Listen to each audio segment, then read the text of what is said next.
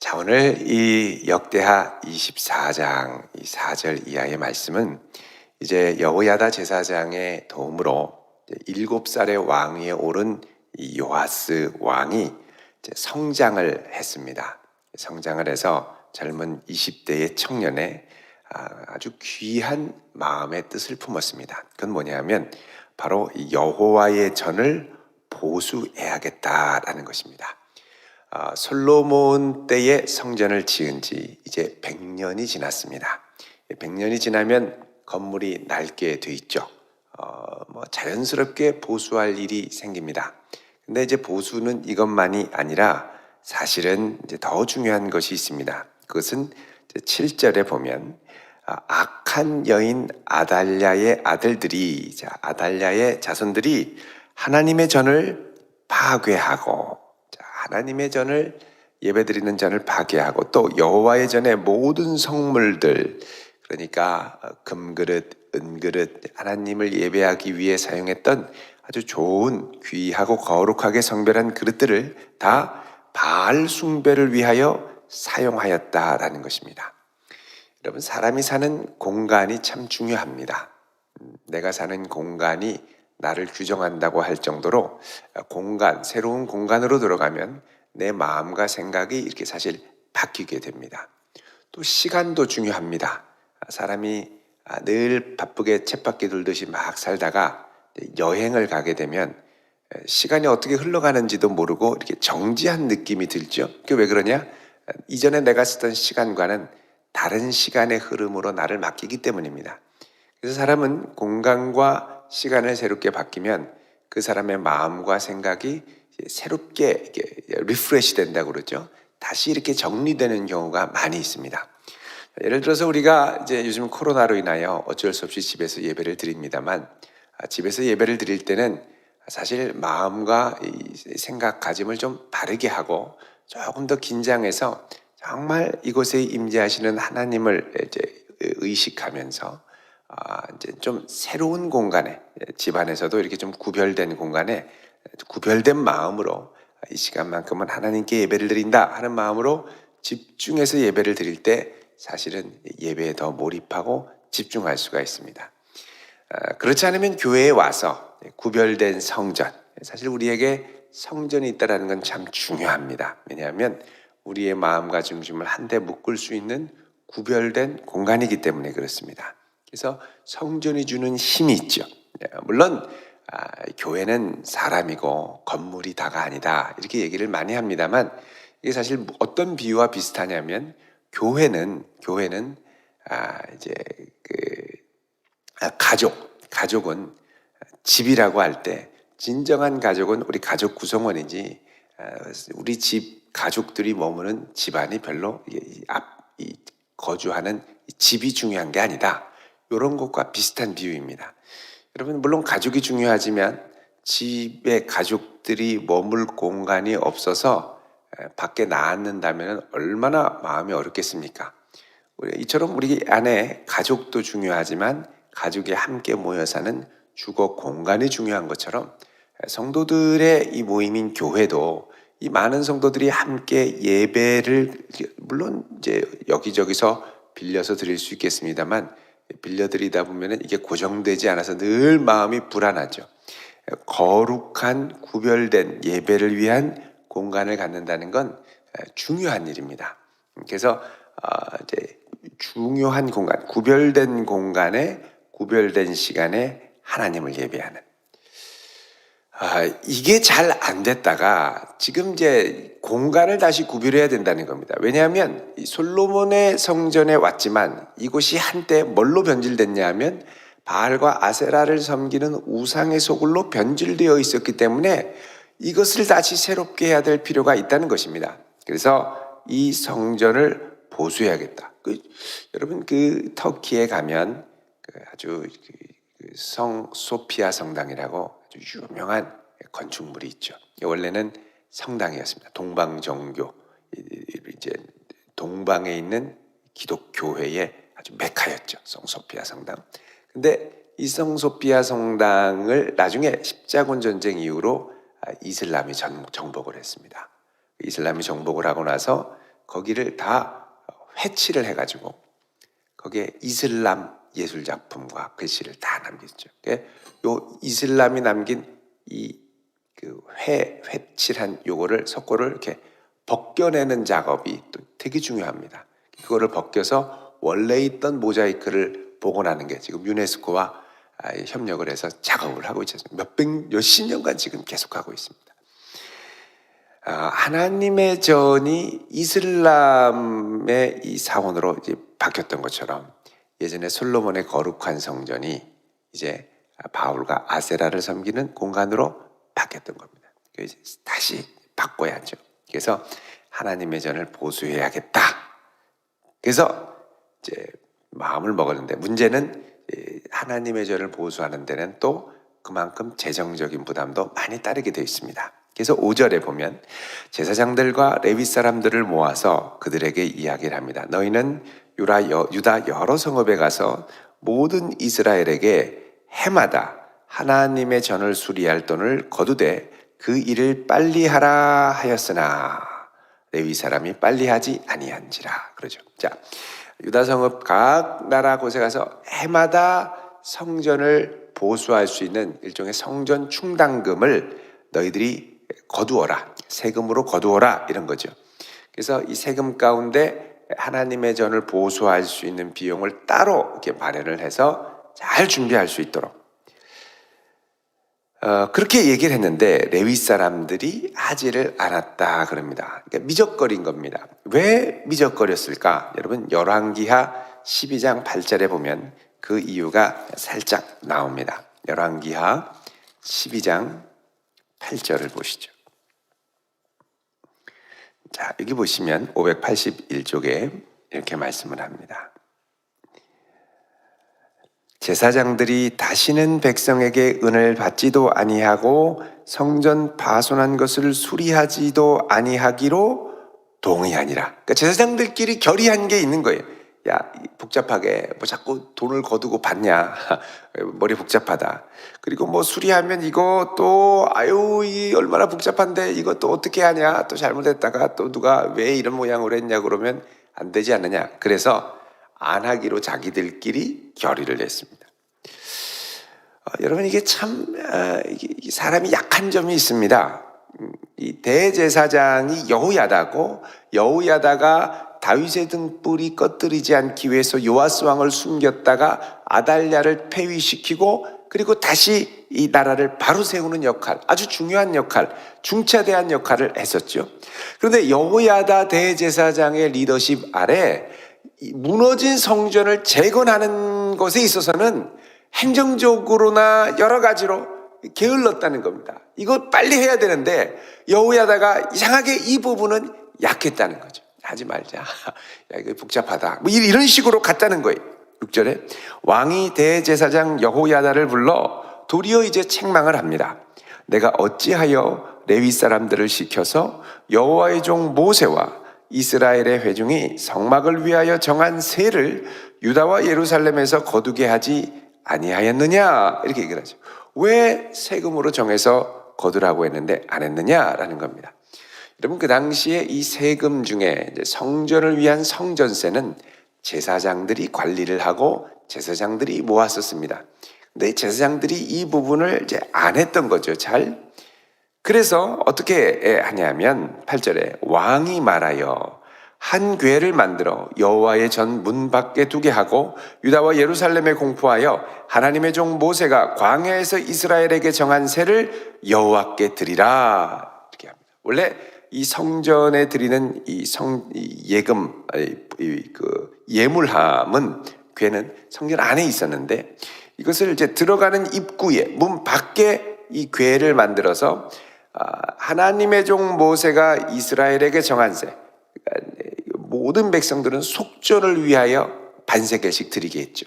그래서 이 성전 세계를 이제 들어가는 입구에서 예배를 드리러 갈 때 꼭 내라가 아니라 자원하는 마음으로 기쁘게 낼 수 있도록 두었다는 겁니다. 그랬더니 10절에 모든 방백들과 백성들이 기뻐하여 마치기까지는 성전 수리를 마치기까지 돈을 가져다가 궤에 던지니라. 그러니까 이제 이것을 모두에게 공개하고 투명하게 할 수 있도록 하고 이것을 모두가 참여할 수 있게 레위인을 통해서만이 아니라 참여할 수 있게 했더니 어떻게 보면은 부정적으로 보면 왕실이 제사장이 해야 될 업무에 관여한 게 될 수도 있습니다. 근데 하나님의 전수리가 안 되니까 요아스 왕이 아예 그냥 이렇게 하라고 딱 못을 받고 진행을 한 거죠. 그랬더니 모든 백성들이 안 그래도 예배를 드릴 때 올 때마다 찜찜했습니다. 이게 아세라한테 예배했던 데인데 저 바알 신숭배했던 흔적들이 아직도 있구만. 뭐 이런 얘기들이 나오는데 이 얘기를 하니까 마음이 안타까웠던 백성들이 자원하는 마음으로 기쁘게 이 하나님 앞에 이 성전 보수를 위하여 예물을 드렸다라는 것입니다. 그래서 11절에 보면 이 백성들이 10절에 기쁜 마음으로 했다는 거죠. 자원하는 마음으로. 10절에 모든 방백들과 백성들이 기뻐해서 참여를 했고 11절에 레위 사람들이 언제든지 궤를 메고 왕의 관리에게로 가지고 가서 돈이 많은 것을 보이면 왕의 서기관과 대제사장에게 속한 관원이 와서 그 궤를 쏟고 다시 가져다 두었더라. 꽉 차면 다시 왕궁에 와서 이거를 놓고 그 다음에 또 다시 빈 통으로 가서 갖다 놓고 그렇게 해서 모인 것을 갖고 11절에 보면 때때로 이렇게 하여 이렇게 돼 있는데 때때로는 사실 어원으로 보면은 매일입니다. 매일 이런 식으로 예물을 드려서 이것을 잘 거둬서 12절에 왕과 여호야다가 그 돈을 여호와의 전 감독자에게 주어서 석수와 목수를 고용하고 여호와의 전을 보수하고 철공과 놋쇠공을 고용해서 여호와의 전을 수리하게 하였다라는 겁니다. 그래서 기술자들이 잘 맡아서 공사를 해서 진척이 돼서 마침내 하나님의 전을 이전 모양대로 견고하게 하니라. 그래서 하나님의 성전 수리를 견고하게 했습니다. 이런 거 보면은 하나님의 성전을 짓는 것도 중요하지만 그 성전이 성전의 기능을 온전히 잘 하기 위해서 잘 유지하고 보수하는 것도 중요합니다. 우리 교회도 보면은 이렇게 뭐 가끔씩 이렇게 이번에도 가스 공사를 이렇게 하지 않았습니까? 그런 것도 그렇고 뭐 영상이나 또 이제 수리를 이게 한 7년 정도 되면은 심지어는 이렇게 마이크 선이 지나가는 여기에 매설했던 케이블도 이렇게 낡아진다고 그럽니다. 그러니까 이런 것들도 이렇게 교체할 필요가 있거든요. 영상도 그렇고 음향도 그렇고 이렇게 되면은 정기적으로 이런 것들이 사실은 비용이 발생을 하죠. 성전 우리가 이제 그 헌당 예물을 드릴 때는 사실은 우리가 이 성전을 온전히 드리는 의미도 있지만 이렇게 정기적인 성전 보수에도 사실은 사용이 되고 있습니다. 자, 이러한 마음으로 성전을 수리하고 14절에 보면 기쁘게 공사를 마쳤습니다. 공사를 마친 후에 그 남은 비용을 왕과 여호야다 앞에 가져갔다. 자, 이때도 이스라엘 백성들이 성전을 수리할 때 어떤 마음으로 했느냐? 자원하고 기쁜 마음으로 해서 남음이 있었더라라는 겁니다. 남을 정도로 기쁘게 하나님께 드렸다는 겁니다. 그래서 이 남은 것으로 어떻게 했느냐? 그동안 바알 숭배에 썼던 이 금그릇, 전용했던 건데 이거를 이제 놔두고 이제 새롭게 다시 하나님의 전에 쓸 그릇들을 다시 만들어서 숫가락, 금은 그릇들 이걸 갖고 하나님께 드리는 이 제사 도구들을 만들고 그 다음에 여호야다가 세상에 사는 모든 날에 자, 이 이후로 회복된 게 뭐냐? 여호와의 전에 항상 번제를 드렸더라. 항상 하나님 앞에 기쁘게 번제를 드리게 됐더라라는 겁니다. 그래서 이 성전 보수의 결과로 날마다 하나님께 드리는 예배가 회복되었다라는 것입니다. 날마다 드리는 예배가 회복되었더라. 그래서 이 성전 이 재건의 결과로 아름다운 영적인 생활이 회복이 되었고 감사한 것은 이것이 여호야다 혼자의 힘으로는 안 되는 건데 이게 나이도 있고 또 이 경험도 이런 부분에 대해서는 행정적인 부분이니까 또 이게 좀 어두울 수 있습니다만 이게 이제 요아스 왕의 이제 행정력의 도움을 받아서 같이 합력하여 선을 이룬 것입니다. 이거 보면은 제사장의 역할이 있고 왕의 역할이 있습니다만 때때로 이 감당하기 어려운 부분들은 함께 힘을 합쳐서 감당하는 것을 볼 수가 있죠. 자, 15절에 여호야다가 나이가 많고 늙어서 죽으니 죽을 때 130세라.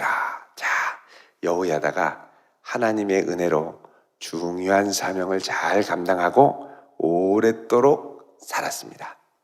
여호와의 전을 다시 수리하는 영광, 솔로몬 왕궁에 있었던 솔로몬 성전의 이전 영광을 다시 목도하는 데까지 함께 했었죠.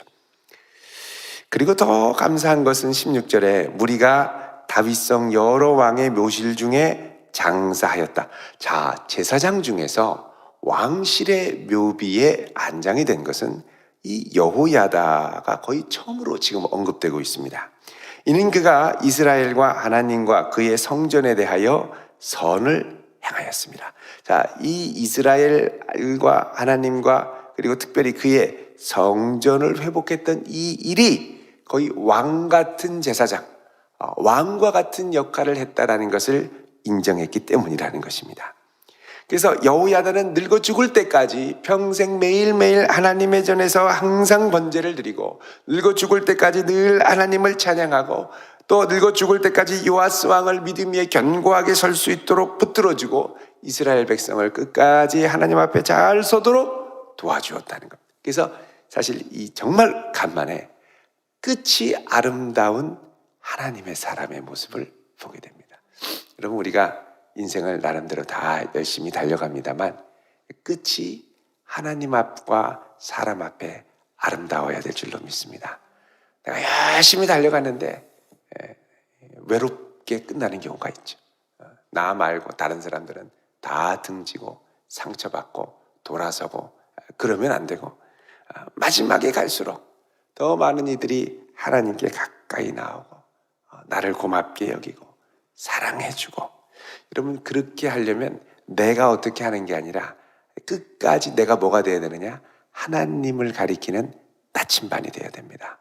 내가 끝까지 하나님을 잘 가리켜주고 모든 이들이 함께 그 하나님을 잘 볼 수 있도록 이렇게 이 나침반 역할을 잘 할 때 그 사람이 끝까지 하나님 앞에 귀하게 쓰임받고 또 많은 이들이 그를 존귀하고 귀하게 여기게 될 줄로 믿습니다. 우리 자녀들에게 하나님을 가리키는 나침반이 될 수 있기를 바랍니다.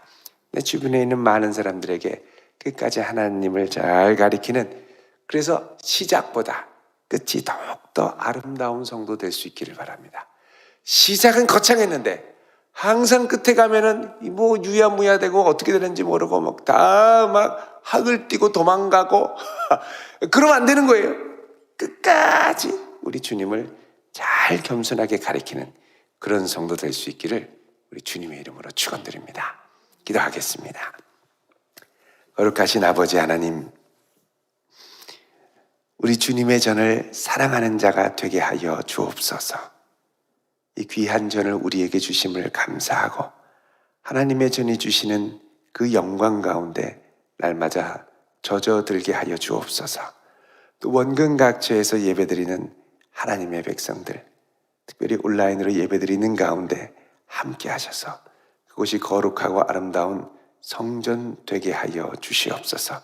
오늘 이 아침 드리는 예배를 기쁘게 받아주시고 우리가 주님의 전을 더욱 사랑함으로 기쁨으로 이 전을 섬기는 주님의 귀한 백성들이 되게 하여 주옵소서. 주님, 저희를 끝까지 하나님을 경외하는 마음으로 하나님을 가리키는 아름다운 인생의 나침반이 되기를 원합니다.